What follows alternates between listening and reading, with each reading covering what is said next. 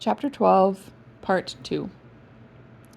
There is a Raja in the northern provinces who has much wealth, though his lands are small. Much has come to him from his father, and more still he has set by himself, for he is of a low nature and hoards his gold rather than spend it. When the troubles broke out, he would be friends both with the lion and the tiger, with the sepoy and with the company's Raj. Soon, however, it seemed to him that the white men's day was come, for through all the land he could hear of nothing but of their death and their overthrow. Yet, being a careful man, he made such plans that, come what might, half at least of his treasure should be left to him. That which was in gold and silver he kept by him in the vaults of his palace, but the most precious stones and choicest pearls that he had he put in an iron box, and sent it by a trusty servant, who, under the guise of a merchant, should take it to the fort at Agra, there to lie until the land is at peace. Thus, if the rebels won, he would have his money, but if the company conquered, his jewels would be saved to him. Having thus divided his hoard, he threw himself into the cause of the sepoys, since they were strong upon his borders. By his doing this, mark you, Sahib, his property becomes the due of those who have been true to their salt. This pretended merchant, who travels under the name of Ahmet, is now in the city of Agra, and desires to gain his way into the fort. He has with him as traveling companion my foster brother Dost Akbar, who knows his secret. Dost Akbar has promised this night to lead him to a side postern of the fort, and has chosen this one for the purpose. Here he will come presently, and here he will find Mohammed Singh and myself awaiting him. The place is lonely, and none shall know of his coming. The world shall know the merchant Ahmet no more, but the great treasure of the Raja shall be divided among us. What say you to it, Sahib?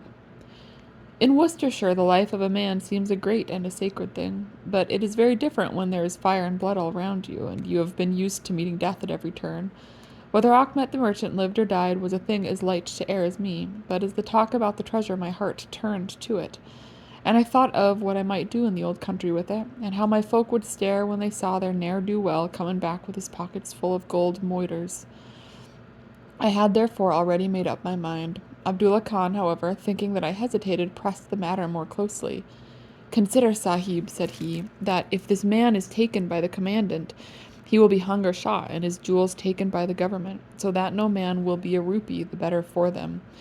Now, since we do the taking of him, why should we not do the rest as well? The jewels will be as well with us as in the company's coffers. There will be enough to make every one of us rich men and great chiefs. No one can know about the matter, for here we are cut off from all men. What could be better for the purpose? Say again then, Sahib, whether you are with us, or if we must look upon you as an enemy." "I am with you heart and soul," said I. "It is well," he answered, handing me back my firelock. "You see that we trust you, for your word like ours is not to be broken. We have now only to wait for my brother and the merchant." "Does your brother know, then, of what you will do?" I asked. "The plan is his. He's devised it. We will go to the gate and share the watch with Mohammed Singh." The rain was still falling steadily, for it was just the beginning of the wet season. Brown, heavy clouds were drifting across the sky, and it was hard to see more than a stone cast. A deep moat lay in front of our door, but the water was in places nearly dried up, and it could easily be crossed.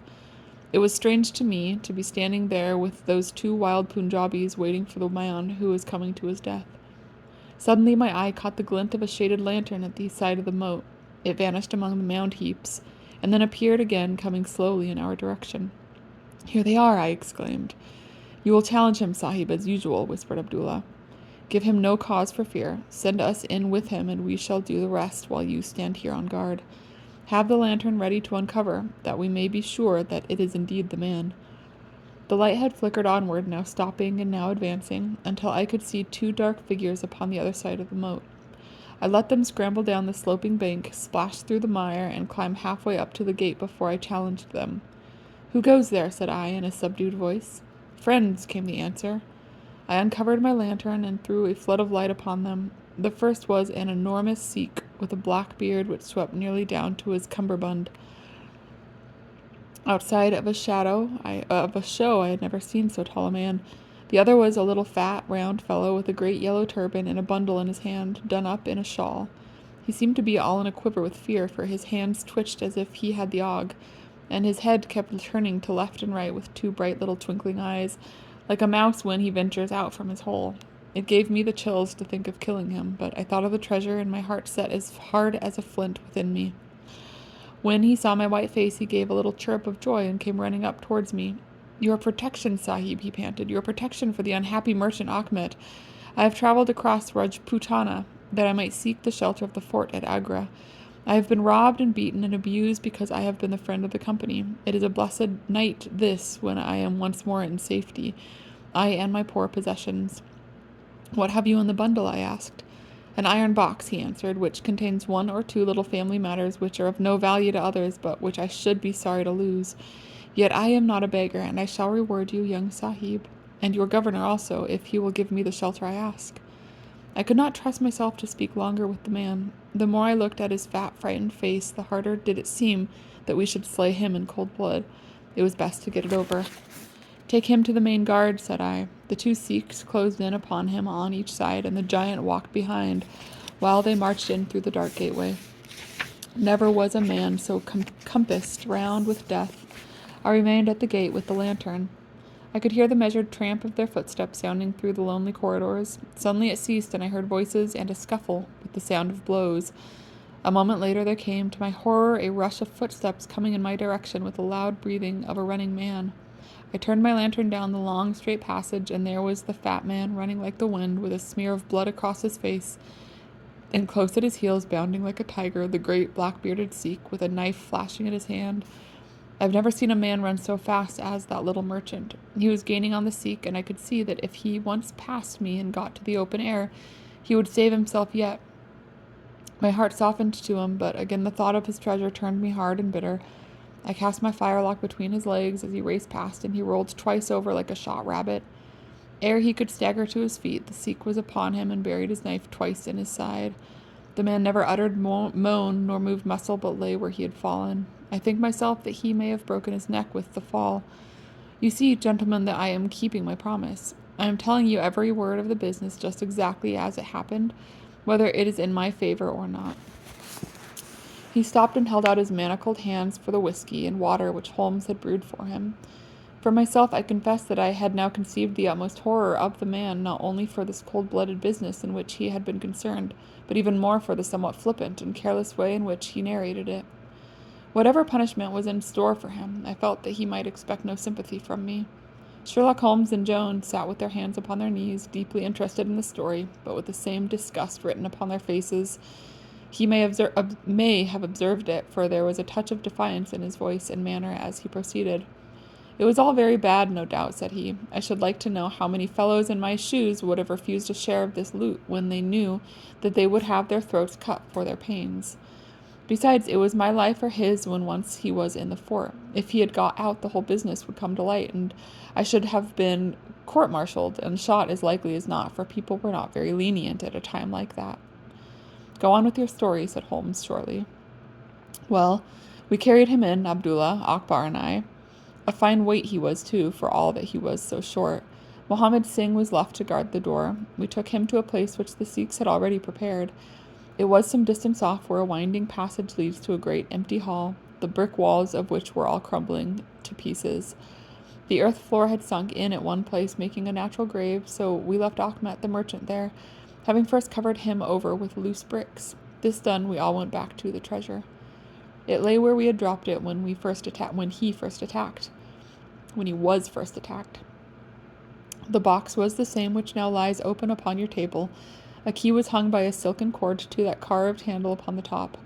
We opened it, and the light of the lantern gleamed upon a collection of gems such as I have read of and thought about when I was a little lad at Pershore. It was blinding to look upon them. When we had feasted our eyes, we took them all out and made a list of them. There were 143 diamonds of the first water, including one which has been called, I believe, the Great Mogul, and is said to be the second largest stone in existence. Then there were 97 very fine emeralds and 170 rubies, some of which, however, were small. There were 40 carbuncles, 210 sapphires, 61 agates, and a great quantity of beryls, onyxes, cat's eyes, turquoises, and other stones, the very name of which I do not know at the time, though I've become more familiar with them since. Besides this, there were nearly 300 very fine pearls, 12 of which were set in a gold coronet. By the way, these last had been taken out of the chest, and were not there when I recovered it. After we had counted our treasures, we put them back into the chest and carried them to the gateway to show them to Mohammed Singh. Then we solemnly renewed our oath to stand by each other and be true to our secret. We agreed to conceal our loot in a safe place until the country should be at peace again, and then to divide it equally among ourselves. There was no use dividing it at present, for if gems of such value were found upon us, it would cause suspicion, and there was no privacy in the fort, nor any place where we could keep them. We carried the box, therefore, into the same hall where we had buried the body, and there, under certain bricks in the best preserved wall, we made a hollow and put our treasure. We made careful note of the place, and next day I drew 4 plans, one for each of us, and put the sign of the 4 of us at the bottom, for we had sworn that we should always each act for all, so that none might take advantage. That is an oath that I can put my hand to my heart and swear that I have never broken. Well, there's no use my telling you, gentlemen, what come of the Indian mutiny. After Wilson took Delhi and Sir Colin relieved Lucknow, the back of the business was broken. Fresh troops came pouring in, and Nana Sahib made himself scarce over the frontier. A flying column under Colonel Grethid came round to Agra and cleared the Pandys away from it. Peace seemed to be settling upon the country, and we 4 were beginning to hope that the time was at hand when we might safely go off with our shares of the plunder. In a moment, however, our hopes were shattered by our being arrested as the murderers of Achmet. It came about in this way. When the Rajah put his jewels into the hands of Achmet, he did it because he knew that he was a trusty man. They are suspicious folk in the East, however, so what does this Rajah do but take a second, even more trusty servant and set him to play the spy upon the first? This second man was ordered never to let Achmet out of his sight, and he followed him like his shadow. He went after him that night and saw him pass through the doorway. Of course he thought he had taken refuge in the fort and applied for admission there himself next day, but could find no trace of Achmet. This seems to him so strange that he spoke about it to a sergeant of guides, who brought it to the ears of the commandant. A thorough search was quickly made, and the body was discovered. Thus, at the very moment that we thought that all was safe, we were all 4 seized and brought to trial on a charge of murder. 3 of us because we had held the gate that night, and the 4th because he was known to have been in the company of the murdered man. Not a word about the jewels came out at the trial, for the Rajah had been deposed and driven out of India, so no one had any particular interest in them. The murder, however, was clearly made out, and it was certain that we must all have been concerned in it. The 3 Sikhs got penal servitude for life, and I was condemned to death, though my sentence was afterwards commuted to the same as the others. It was rather a queer position that we found ourselves in then. There we were, all 4 tied by the leg, and with precious little chance of ever getting out again, while we each held a secret which might have put each of us in a palace, if we could only have made use of it. It was enough to make a man eat his heart out to have to stand the kick and the cuff of every petty jack in office, to have rice to eat and water to drink when that gorgeous fortune was ready for him outside, just waiting to be picked up. It might have driven me mad, but I was always a pretty stubborn one, so I just held on and bided my time. At last it seemed to me to have come. I was chained from Agra to Madras, and from there to Blair Island in the Andamans. There are very few white convicts at this settlement, and, as I had behaved well from the first, I soon found myself a sort of privileged person. I was given a hut in Hopetown, which is a small place on the slopes of Mount Harriet, and I was left pretty much to myself. It is a dreary, fever-stricken place, and all beyond our little clearings was infested with wild cannibal natives who were ready enough to blow a poisoned dart at us if they saw a chance. There was digging and ditching and yam planting and a dozen other things to be done, so we were busy enough all day, though in the evening we had a little time to ourselves.